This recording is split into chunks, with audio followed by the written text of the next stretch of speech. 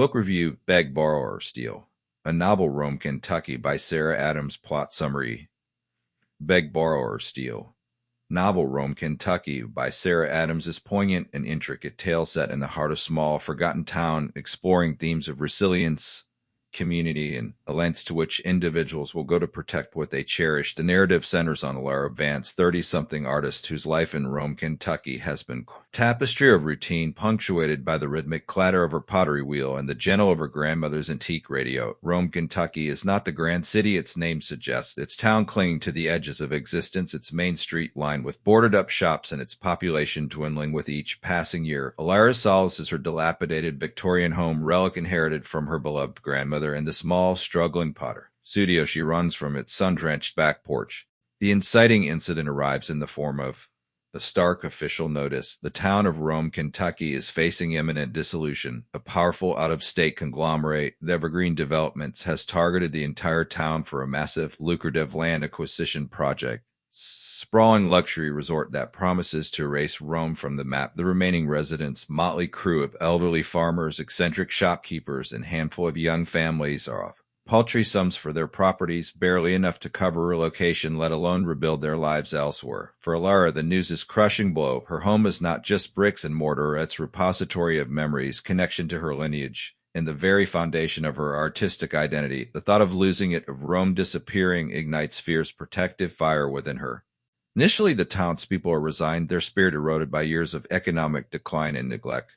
But Alara, fueled by a deep-seated love for her home and a stubborn refusal to surrender, becomes an unlikely catalyst for resistance. She attempts to rally her neighbors, but their initial responses are a mix of apathy, fear, and a weary acceptance of the inevitable. Her closest confidante, Silas Croft, a gruff but kind-hearted mechanic who runs town's only functioning garage, offers pragmatic advice, urging caution and warning against tilting at windmills. However, even Silas, with his deep roots in Rome, feels the sting of the impending loss. Lara's first attempts at conventional resistance, organizing town meetings, circulating petitions, contacting local politicians, are met with bureaucratic stonewalling and the cold, unyielding power of Evergreen Development's legal team. The conglomerate is relentless, employing tactics that range from subtle intimidation to outright harassment, including cutting off utilities to vacant properties and spreading rumors to sow discord among the residents.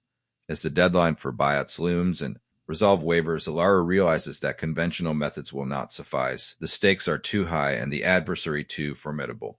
This realization marks a pivotal shift in Alara's character and the narrative's direction. Embodying the novel's title, she begins to explore unconventional, even ethically ambiguous strategies. Begging comes first. She appeals to distant relatives, former residents, and even cynical local journalists trying to drum up support, legal aid, or even just public awareness. Her pleas are largely ignored, highlighting the isolation of Rome and of the outside world. Then comes borrowing, but not in the financial sense. Alara starts to borrow ideas, resources, and even a little bit of audacity from unexpected sources. She delves into Rome's forgotten history, unearthing old land deeds, quirky local legends, and obscure zoning laws, hoping to find legal loophole.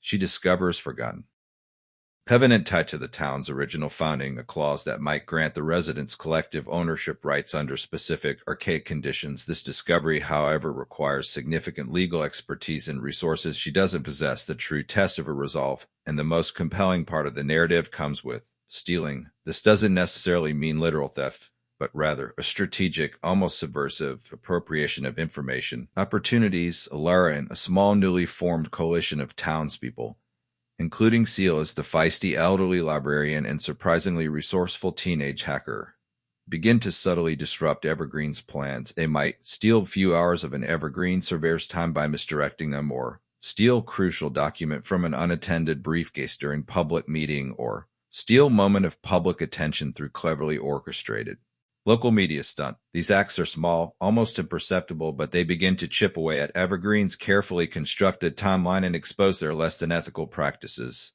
A significant subplot involves Alara's strained relationship with her estranged older sister Clara, who left Rome years ago for high-powered corporate life in Nashville. Clara embodies everything Alara isn't: pragmatic, financially savvy, and seemingly detached sentimental ties of their hometown. When Alara desperately reaches out, Clara initially dismisses her efforts as quixotic. However, as Alara's fight gains surprising, albeit small momentum, and as Clara learns more about Evergreen's predatory tactics, flicker of her old loyalty to Rome and her family reignites.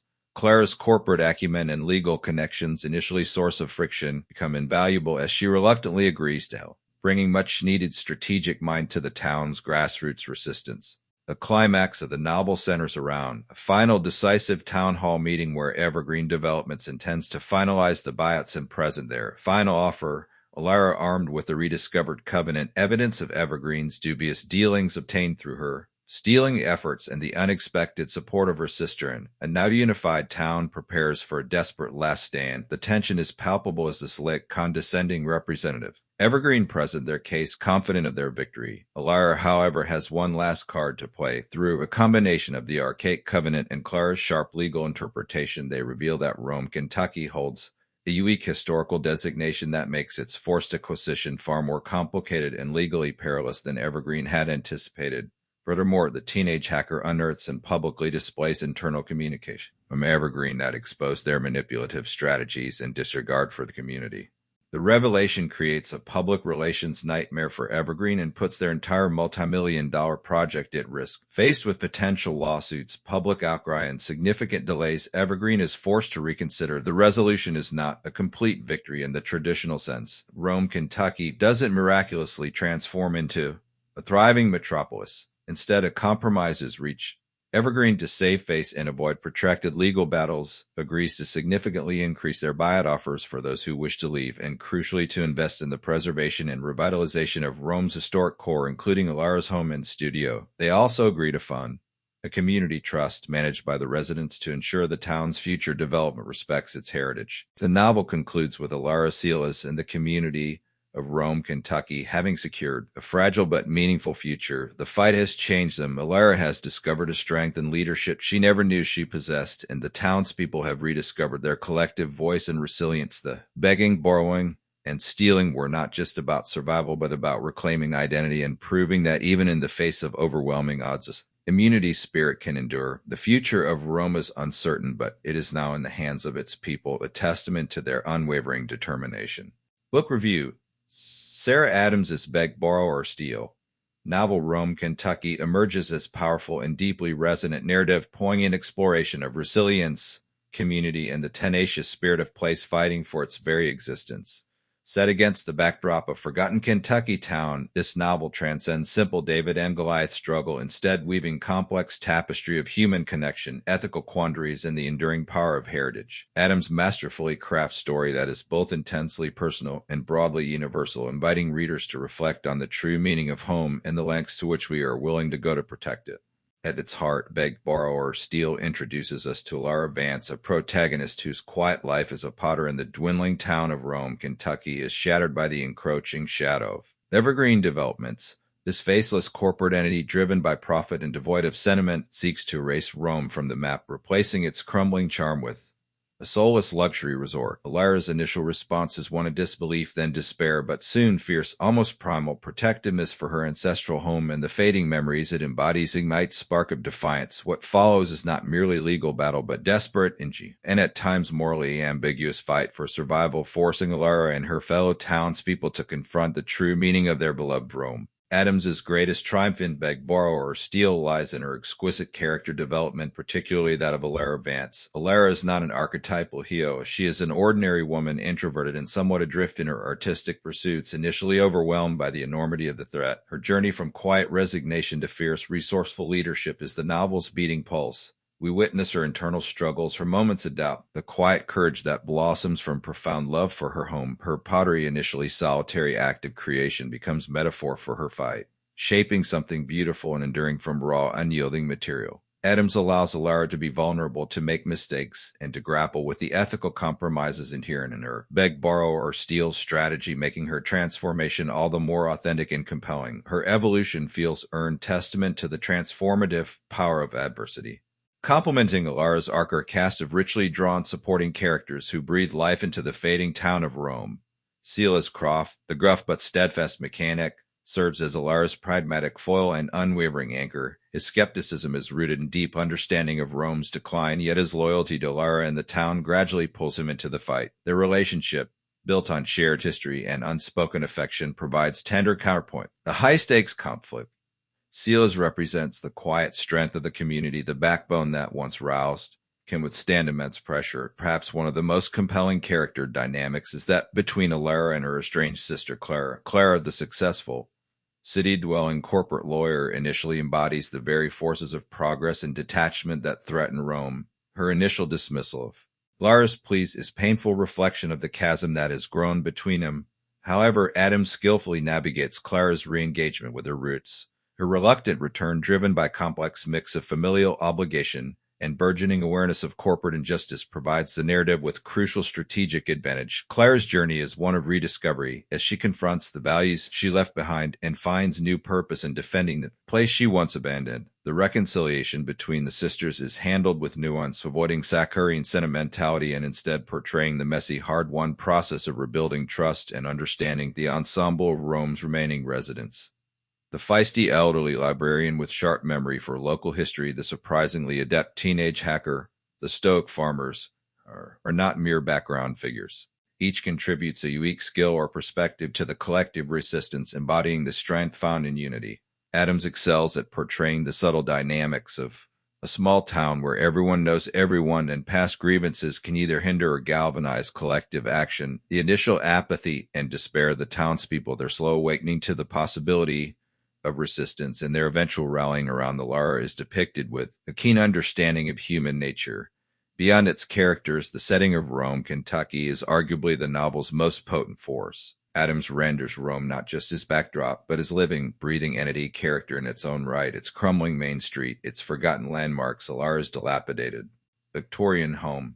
Each detail paints a vivid picture of town teetering on the brink of erasure. The author imbues Rome with profound sense of history and memory, making its potential loss feel deeply personal to the reader. The struggle to save Rome becomes metaphor for preserving identity, heritage, and the intangible threads that bind community. The contrast between the organic, lived-in feel of Rome and the sterile, profit-driven vision of evergreen developments is stark, effective, highlighting the novel's central thematic conflict. Adams's descriptive prose captures the melancholic beauty of the landscape and the quiet dignity of its inhabitants, creating an atmosphere that is both elegiac and defiant. Thematically, Beg, Borrow, or Steal is rich and layered. At its core, it is powerful commentary on the relentless march of corporate expansion and its often devastating impact on local communities.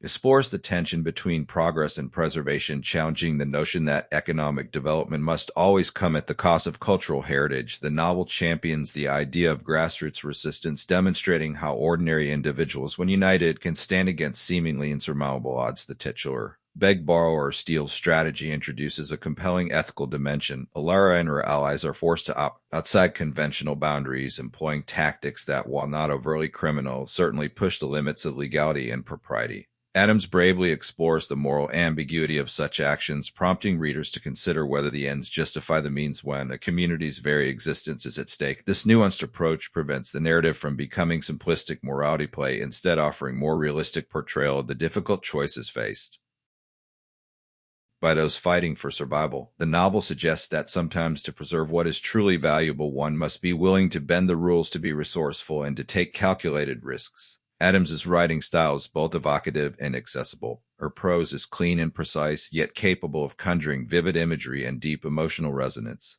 She employs steady, deliberate pacing that allows the tension to build organically, mirroring the slow, arduous process of Alara's fight. The narrative never feels rushed, allowing readers to fully immerse themselves in Rome's plight and the characters' internal journeys. The dialogue is authentic, capturing the distinct voices of the small-town residents and the sharp corporate jargon of the antagonists. There are moments of quiet reflection, bursts of frustrated anger, and flashes of unexpected humor, all contributing to rich and varied reading experience.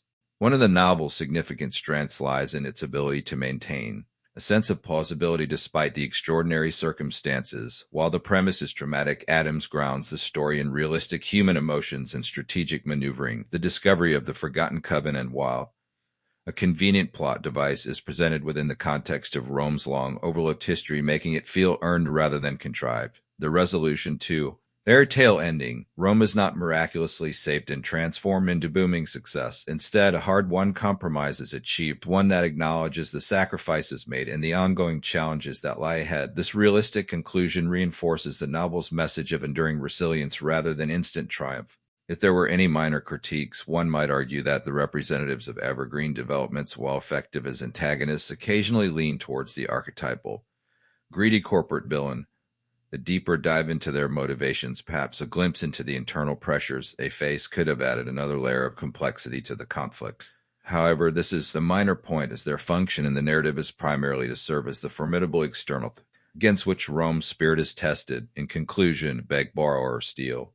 Novel Rome, Kentucky is deeply moving and thought-provoking read that resonates long after the final page. Sarah Adams has crafted compelling narrative that celebrates the power of community, the importance of place, and the indomitable human spirit. It is a story that reminds us that true wealth lies not in material possessions or corporate profits, but in the intangible bonds of home, history, and shared struggle. Readers who appreciate character-driven narratives, small-town settings, and stories of underdog triumph will find themselves completely engrossed in Lara Vance's fight for Rome. It is a powerful testament to the idea that even the smallest voices, when united, create resounding impact, proving that some things are worth fighting for no matter the cost, and that sometimes to save everything you must be willing to beg, borrow, or even steal. This novel is stirring call to remember and protect the places that shape us, and profound exploration of what it truly means to belong.